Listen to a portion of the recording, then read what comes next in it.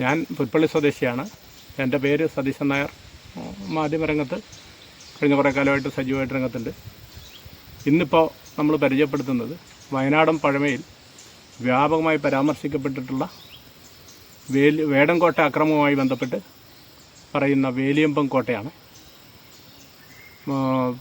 1805 പഴശ്ശിയുടെ പതനത്തിന് ശേഷം വയനാടിൻ്റെ നിയന്ത്രണം ബ്രിട്ടീഷുകാർ ഏറ്റെടുത്ത സമയത്ത് വയനാട്ടിലെ ഭൂവുടമകൾക്ക് ഭൂമിയിൽ ഉള്ള ഓരോ പ്രദേശത്തെയും ജന്മിമാർക്ക് അവിടുത്തെ ഭൂമിയിൽ എങ്ങനെയാണ് അവകാശം സിദ്ധിച്ചതെന്നുള്ളതിനെക്കുറിച്ച് പുരാവൃത്തങ്ങൾ കളക്ട് ചെയ്യാൻ അവർ കേണൽ മെക്കൻസിയെ ചുമതലപ്പെടുത്തിക്കൊണ്ടൊരു കമ്മിറ്റി നിലവിൽ വന്നു 1810.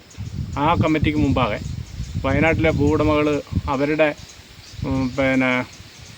ഈ പരമ്പരാഗത അധികാരം എങ്ങനെ കിട്ടിയെന്ന് പറയുന്നതിൽ പ്രധാനപ്പെട്ട ഒരു കഥ ഏതോ നൂറ്റാണ്ടിൽ നടന്ന വേടരാജവാഴ്ചയും വേടൻകോട്ട അക്രമവുമാണ്. അതായത് ഈ പരമ്പരാഗത അധികാരം എങ്ങനെ കിട്ടിയെന്ന് പറയുന്നതിൽ പ്രധാനപ്പെട്ട ഒരു കഥ ഏതോ നൂറ്റാണ്ടിൽ നടന്ന വേടരാജവാഴ്ചയും വേടൻകോട്ട അക്രമവുമാണ്. അതായത് വേടരാജാക്കന്മാർ വയനാട് ഭരിച്ചുകൊണ്ടിരിക്കുമ്പോൾ വയനാട്ടിലെ ആദ്യത്തെ രാജവംശവും തന്നെ പൂതാടി ആസ്ഥാനമായി വേടന്മാരുടേതാണെന്നാണ് പൊതുവെ ചരിത്രകാരന്മാർക്കിടയിൽ അഭിപ്രായമുള്ളത്. ഈ വേടരാജാക്കന്മാർ വയനാട് ഭരിച്ചുകൊണ്ടിരിക്കുമ്പോൾ ഇവിടുത്തെ രാജാവിൻ്റെ അനുമതിയില്ലാതെ കാസർഗോഡ് കുമ്പള രാജാവിൻ്റെ മകനും സംഘവും പരിവാര സമേതം തിരുനെല്ലി ക്ഷേത്രത്തിൽ ദർശനത്തിന് വന്നു. വേടരാജാവിൻ്റെ അനുമതിയില്ലാതെ വന്ന ഈ സംഘത്തെ വേടപ്പട തടവിലാക്കിയെന്നും അവരെ തടവിലാക്കിയത് ഇവിടെ വേലിയമ്പം കോട്ടയിലാണെന്നുമാണ് വയനാടൻ പഴങ്കഥകളിൽ പറയുന്നത്. അതായത് പഴയ വേടന്മാരെന്ന് പറയുന്നത് ഇന്ന് വയനാട്ടിലെ കുറുമരാണ്. ഇവിടെ തടവിൽ പാർപ്പിച്ച വേടരാജകുമാരനെ കണ്ടപ്പോൾ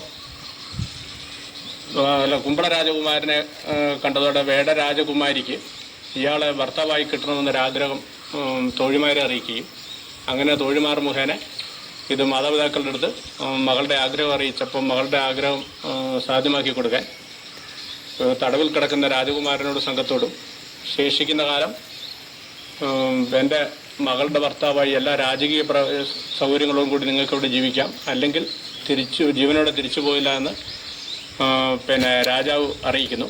ഇതനുസരിച്ച് ജീവൻ രക്ഷിക്കാൻ കാസർഗോഡ് രാജകുമാരൻ വിവാഹത്തിന് തയ്യാറാകുകയാണ്.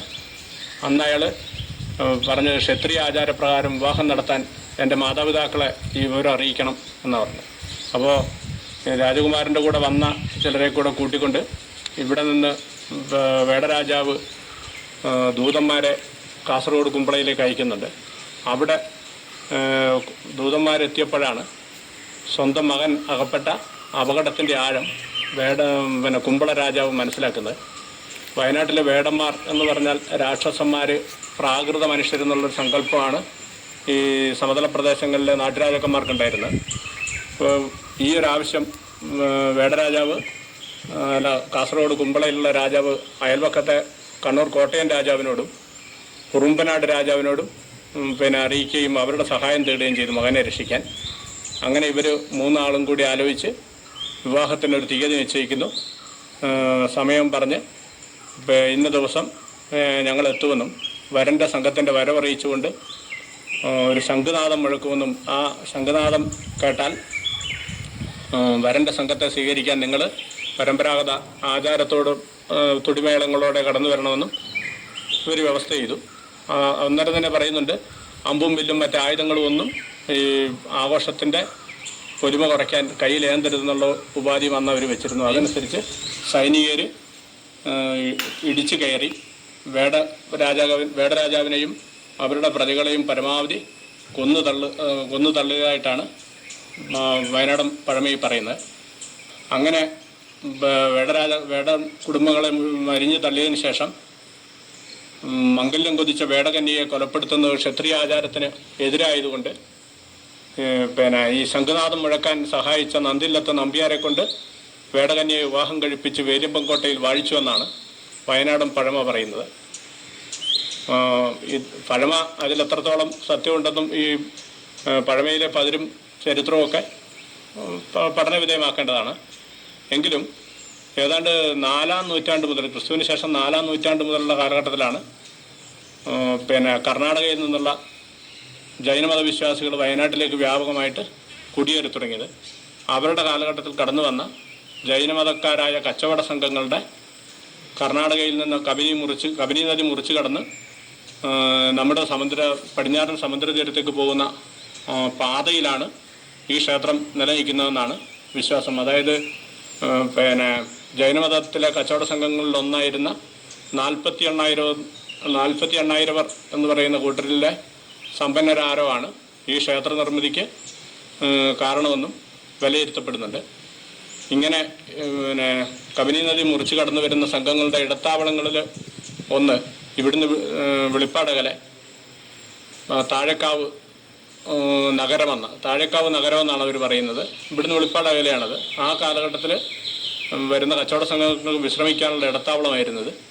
അതിനോട് ചേർന്ന് അവരവരുടെ മൂർത്തിക്ക് എണ്ണത്തിരി കൊളുത്തുന്ന ഒരു ആചാരവും അന്ന് നിലവിലുണ്ടായിരുന്നു. അതിൻ്റെ ഭാഗമായിട്ടാകാം ഈ ക്ഷേത്രങ്ങൾ നിർമ്മിച്ചതെന്നാണ് വിലയിരുത്തപ്പെടുന്നത്. ഇതിൻ്റെ നിർമ്മിതിക്ക് ഉപയോഗിച്ചിട്ടുള്ള വെണ്ണക്കല്ലുകൾ ഇന്നത്തെ ഇൻ്റർലോക്കിനോട് സമാനം ആകുന്ന വിവിധ വലുപ്പത്തിലുള്ള വെണ്ണക്കല്ലുകൾ ഇൻ്റർലോക്ക് ചെയ്തിട്ടാണ് ഈ ക്ഷേത്രം നിർമ്മിച്ചിട്ടുള്ളത്. ഇതിൻ്റെ മെറ്റീരിയൽസ് ഒന്നും നമ്മുടെ വയനാട്ടിൽ ലഭ്യമല്ല, പുറത്തുനിന്ന് വന്നാണെന്ന് നമുക്കറിയാം.